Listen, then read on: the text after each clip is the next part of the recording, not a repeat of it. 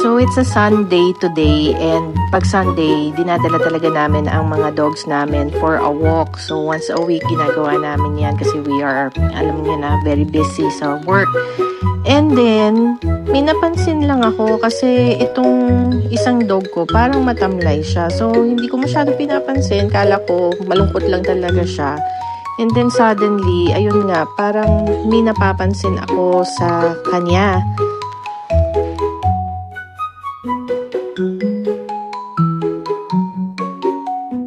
Ayan, yung white dog, tignan nyo, parang meron siyang blood dun sa kanyang puwetan. So, kala ko, napapoops lang siya or what, pero nung tinitigan ko, ang daming blood talaga, ayan oh. So, medyo na-alarm na ako niyan and sabi ko, balik na lang kami ulit sa bahay para patignan, madala namin siya sa vet.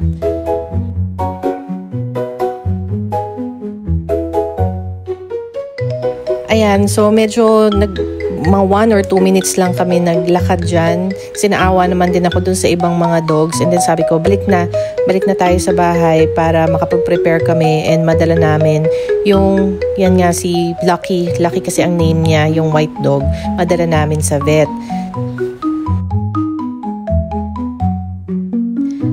Yan nga. So, at this point, medyo kinakabahan na ako kasi namatayan na rin ako ng isang dog eh. So, kinakabahan ako. Iniisip ko kung ano ba yung blood dun sa may puwetan niya. Buti na lang, malapit lang kami sa vet niya talaga. And dito naman talaga namin dinadala lahat ng dogs namin kasi kompleto yung facilities nila and mababait yung mga doctors, lalo na yung head doctor nila.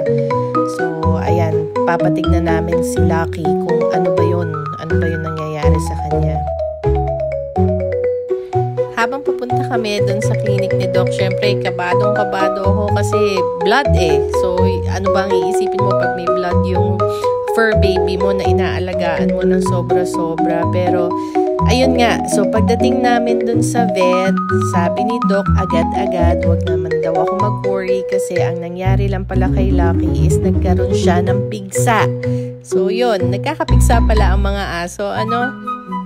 So, binigyan lang siya ng antibiotics na iinumin and yung ointment na ilalagay and he's good to go. So, sa may mga fur babies dyan na nagkaroon din ng ganyang situation, huwag kayo mag-panic, huwag kayo mag-worry agad-agad kasi sometimes baka naman ganun lang ang situation. Pero it's still best na dalhin nyo agad sa vet pagka may kakaibang nangyari sa dogs nyo. So, ayun lang.